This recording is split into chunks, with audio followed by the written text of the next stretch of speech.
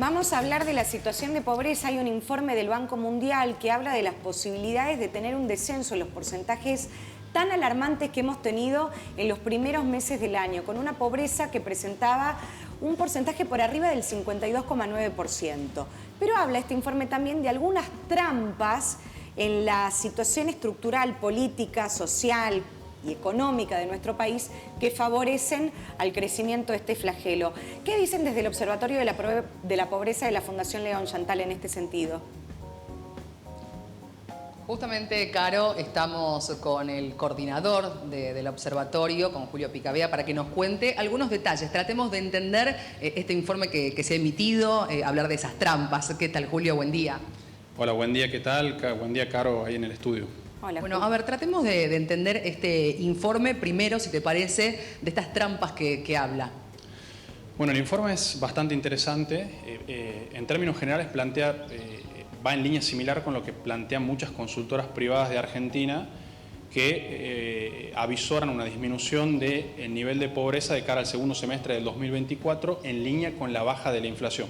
Es decir, a medida que vaya reduciéndose la inflación, que es el camino que venimos observando, esto generaría una disminución del nivel de pobreza. Esto lo vienen diciendo todas las consultoras privadas de Argentina y va en línea con lo mismo que manifiesta el informe del Banco Mundial.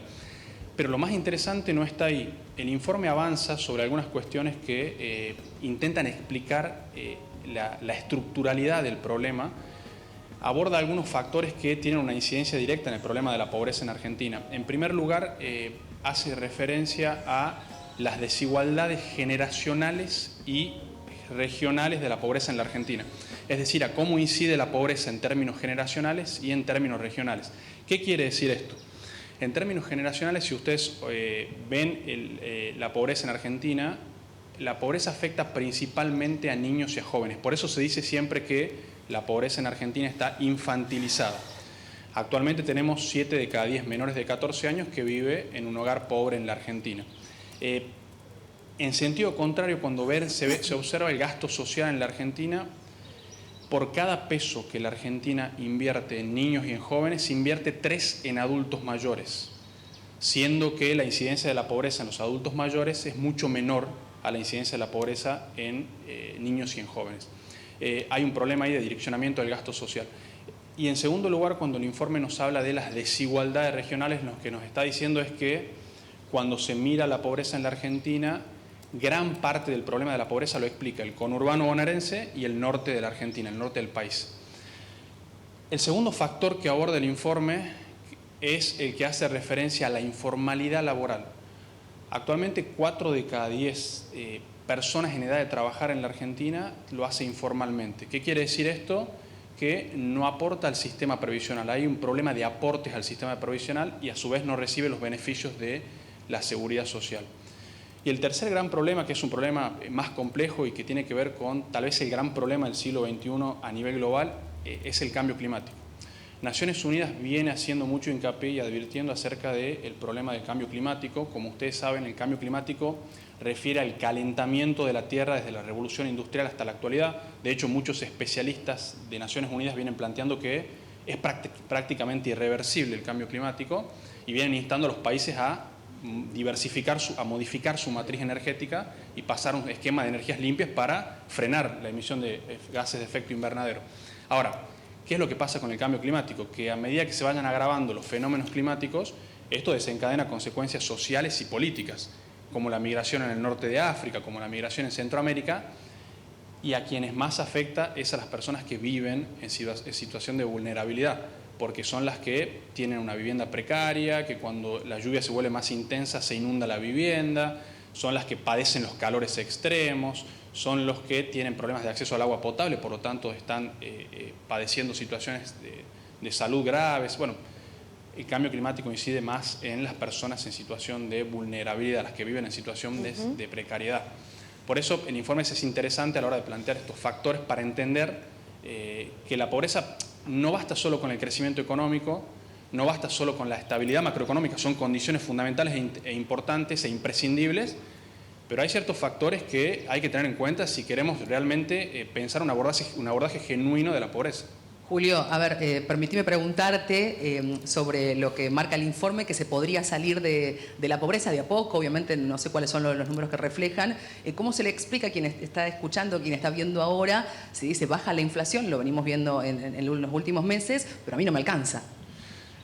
La inflación es una condición sine qua non para la reducción de la pobreza. Si no hay reducción de la inflación, directamente no podemos ni comenzar a discutir la reducción de la pobreza. La reducción de la inflación lo que nos permite es, o lo que les va a permitir a los hogares es que el ingreso del hogar vaya acercándose a la canasta de consumo. Y a medida que el ingreso del hogar, el ingreso promedio va acercándose a esa canasta de consumo, va a ir disminuyendo el nivel de pobreza. No obstante eso, a medida que vaya mejorando la economía, nos vamos a ir acercando a un piso de pobreza que es mucho más duro, a un piso de pobreza estructural, que es mucho más difícil de perforar y como lo hemos charlado en programas anteriores, se necesita de otro tipo de estrategias. Por ejemplo, un gran plan de inversión pública. Bueno, Caro, te está escuchando, Julio. Muchas gracias, Chantal. Julio, un placer siempre escucharte. Y dentro de estos 4 problemas que marca el Banco Mundial, hay algunos atravesados por varios, ¿no? Como puntos transversales. Hablamos de una pobreza estructural focalizada en niños y en jóvenes, y ellos van a ser los que van a crecer con este modelo. Por eso siempre hablamos que la educación es una herramienta fundamental. Si estamos hablando de que la pobreza alcanza en mayor medida a la población infanto-juvenil y se sostiene así gran parte de su vida, es muy difícil pensar que sin educación eso pueda cambiar o sin mejorar otros aspectos que a su vez tengan un efecto dominó pero contrario. Totalmente. El gran desafío que tiene la Argentina es evitar una próxima generación de pobres estructurales. Cuando decíamos al principio que 7 de cada 10 menores de 14 años viven la pobreza, eso nos está hablando directamente del futuro de nuestro país. Van a ser quienes van a formar parte de la sociedad de los próximos años y quienes van a construir esa economía tan pujante de la que siempre hablamos, la idea de construir un país pujante, una economía productiva. Bueno, hay un consenso generalizado en el mundo académico acerca de la importancia de invertir en primera infancia. Lo que hay que lograr es que ese consenso que forma parte del mundo académico se traslade y se convierta en un consenso político y que la política entienda la importancia de invertir en primera infancia. Y esto implica invertir en seguridad alimentaria y, como lo decías vos, Caro, invertir en educación. Hay que invertir en los centros de primera infancia, hay que invertir en las escuelas, en los barrios más vulnerables, hay que garantizar la seguridad alimentaria, hay que llevar servicios de infraestructura, hay que invertir en seguridad, hay que invertir en los CAPS que se encuentran en los barrios más precarios, es decir, en el sistema de salud pública. Es fundamental la inversión del Estado para un abordaje estructural de la pobreza. Lo hemos visto en otros países, lo hemos visto en Medellín, con el proyecto Medellín que se desarrolló en los 90, que abarcó 20 o 30 años y que consistió en grandes inversiones del Estado, en cooperación con el sector privado, en cooperación con la sociedad civil, y entender que es un problema que involucra a toda la sociedad, pero que necesita fundamentalmente de la iniciativa del Estado y que necesita también de una mirada a largo plazo. El problema de la pobreza no se va a solucionar de un día para otro, eso es mentirle a la gente. Se necesita mirada a largo plazo, mirada amplia. Y todavía vos decís una mirada a largo plazo para hablar de soluciones de fondo, no solamente de un porcentaje. ¿Vos creés que es posible un descenso a menos del 50%, como indica este informe, para el tercer trimestre de este año? Es lo que vienen mostrando todas las consultoras privadas en Argentina en los últimos informes publicados. A medida que si se mantiene el nivel o la tendencia reduccionista de la inflación, vamos a ver probablemente una disminución del nivel de pobreza. El nivel de pobreza actualmente es muy alto y la forma en la que se mide pobreza en la Argentina está íntimamente vinculada a los ingresos de los hogares. Recordá vos que se cruzan ingresos de los hogares con una canasta básica de consumo.